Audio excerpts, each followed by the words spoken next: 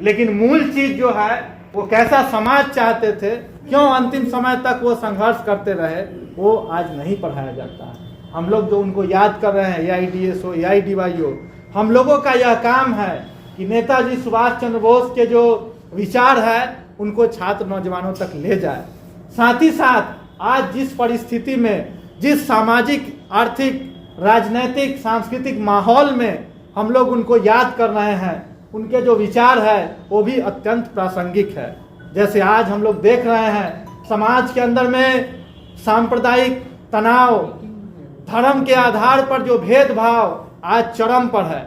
आज बिहार जैसे प्रदेश में जहां माने अलग अलग धर्म के लोग माने एक साथ रहते थे, कहीं कोई लड़ाई झगड़ा नहीं था, और बिहारी क्यों, भारत के हर जगह इस तरीके से माहौल था। लेकिन आज देखिए कि हमारे बिहार से भी खबरें आ रही है कि कोई माने मुस्लिम धर्म का आदमी गांव में कोई सामान बेच रहा है, उसको धर्म के आधार पर पकड़ करके मार कर पीट कर हत्या कर दिया जा रहा है। समाज में धर्म के नाम पर जो है जुलूस निकालते हुए माने भीड़ जो है किसी माने दूसरे धर्म के धर्म स्थल में घुस करके और वहाँ माने तांडव कर रहा है।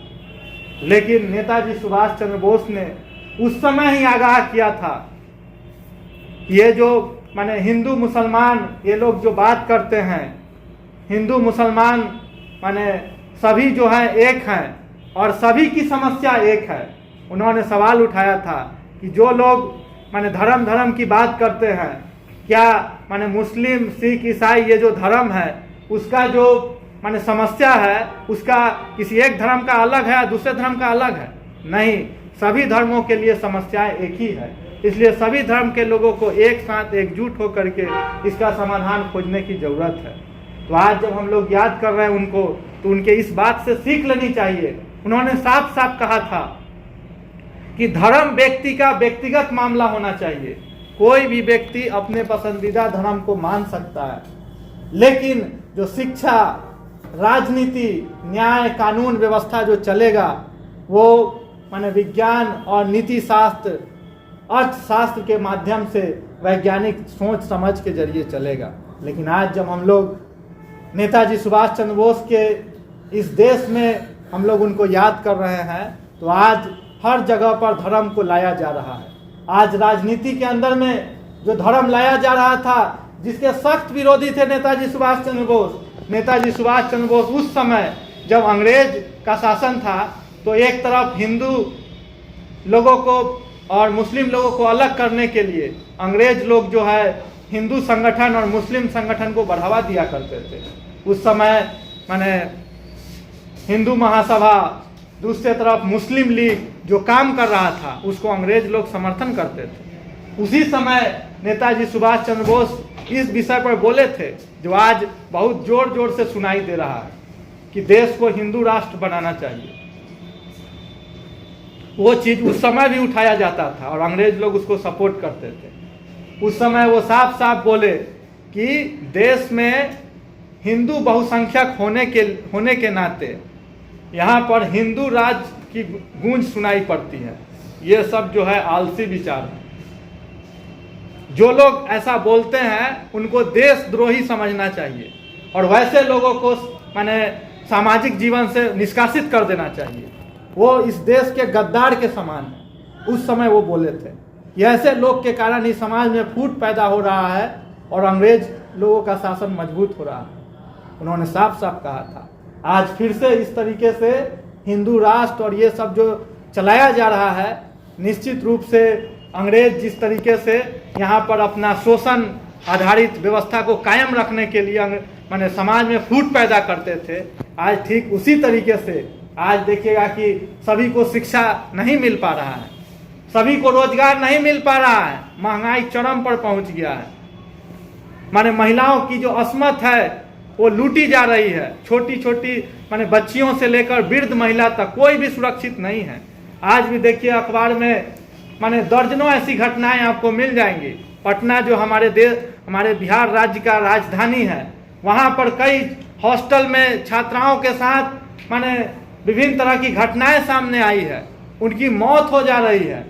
इस सब पर लगाम नहीं लगाया जा रहा है, तो अपना माने छुपाने के लिए, अपना जो कुशासन है, जो सही शासन नहीं चल रहा है, उसको छुपाने के लिए आज ये लोग जो है धर्म को सामने ला रहे हैं, जिसके खिलाफ नेताजी सुभाष चंद्र बोस रहे हैं। इसलिए साथियों, आज जब हम उनको याद कर रहे हैं तो हमको ये सीख लेना चाहिए और इस सीख को मजबूत करते हुए अपने साथियों में फैलाना चाहिए कि नहीं, वास्तव में धर्म जो है, धर्म व्यक्ति का व्यक्तिगत मामला है। किसी व्यक्ति को जो धर्म पसंद है उसको मान सकता है, अपना सकता है, लेकिन इसके आधार पर कोई भेदभाव समाज में नहीं होना चाहिए।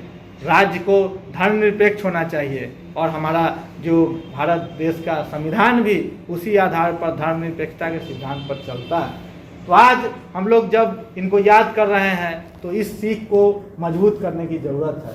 इसके साथ ही माने नेताजी सुभाष चंद्र बोस का जो जीवन है, और भी साथी उस पर बोलेंगे। अंतिम बात कहते हुए कि आज जो समाज के अंदर में समस्या है, चाहे वो छात्र का हो, नौजवान का हो, महिलाओं का हो, किसान मजदूरों का हो, ये समस्याएं दिन प्रतिदिन बढ़ती जा रही है। लेकिन नेताजी सुभाष चंद्र बोस का जो सोच था इस मामले में कि इन सब समस्याओं का समाधान कैसे होगा, तो इसके बारे में वो कांग्रेस का जब अध्यक्ष बनते हैं उसी समय वो अध्यक्षीय भाषण में ही बोलते हैं कि सबसे पहले देश में आज़ादी चाहिए, अंग्रेजों को यहाँ से भगाना होगा। लेकिन सिर्फ अंग्रेज को भगाना हमारा अंतिम लक्ष्य नहीं है। पहला काम है अंग्रेजों को इस देश से भगाना, देश को स्वतंत्र करना, और अगला लक्ष्य है समाजवादी व्यवस्था कायम करना। लेकिन हम लोग जो देश में रह रहे हैं, हमारा देश आज़ाद हो गया, अंग्रेज यहाँ से चले गए, हमारे देश के लोगों का आज शासन चल रहा है, लेकिन नेताजी सुभाष चंद्र बोस का जो समाजवादी समाज बनाने का जो सोच था वो आज भी अधूरा है। इसलिए आज जब हम उनको याद कर रहे हैं तो उनका जो अधूरा सपना कि हर तरह के शोषण से मुक्त एक खुशहाल और समतामूलक समाजवादी समाज बने, वो लक्ष्य अधूरा है। तो हम जो AIDSO AIDYO के साथी हैं, हम लोग इस लक्ष्य को पूरा करने के लिए संकल्प ले और देश के अंदर में समाजवादी व्यवस्था को कायम करने के लिए आगे बढ़े। यही इनके प्रति सच्ची श्रद्धांजलि होगी। हम लोग जो AIDSO के साथी है, जो AIDSO छात्रों और शिक्षा के सवाल को लेकर लड़ता है, AIDYO जो युवा संगठन है, जो युवाओं के सवाल को लेकर संघर्ष करता है, इन सवालों को लेकर के हम लोग जरूर लड़ेंगे, संघर्ष करेंगे। लेकिन साथ ही साथ हमारा लक्ष्य होगा नेताजी सुभाष चंद्र बोस का जो सपना था समाजवादी समाज बनाने का। ऐसे समाज बनाने के लिए हम लोग आगे बढ़ेंगे, तभी सही मायने में एक समतामूलक समाज बन सकता है, तभी सही मायने में हम उनको सच्ची श्रद्धांजलि दे पाएंगे। नहीं तो इनके नाम पर तो कुछ लाभ लेने के लिए कभी हमारे प्रधानमंत्री जी पूरा इनका फाइल खुलवाने लगते हैं, कभी माने विभिन्न तरीके से गाजे बाजे के साथ पूरे देश भर में पराक्रम दिवस मनाया जाने लगता है, लेकिन इससे सही श्रद्धांजलि इनको नहीं मिलेगी।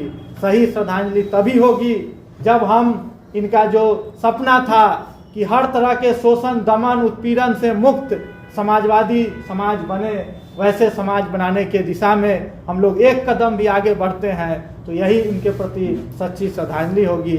यही बात कहते हुए उनको अपना श्रद्धांजलि देते हुए मैं अपनी बात समाप्त करता हूँ। इनकलाब जिंदाबाद, नेताजी सुभाष चंद्र बोस जिंदाबाद, क्रांतिकारी छात्र संगठन AIDSO जिंदाबाद, क्रांतिकारी युवा संगठन AIDYO जिंदाबाद।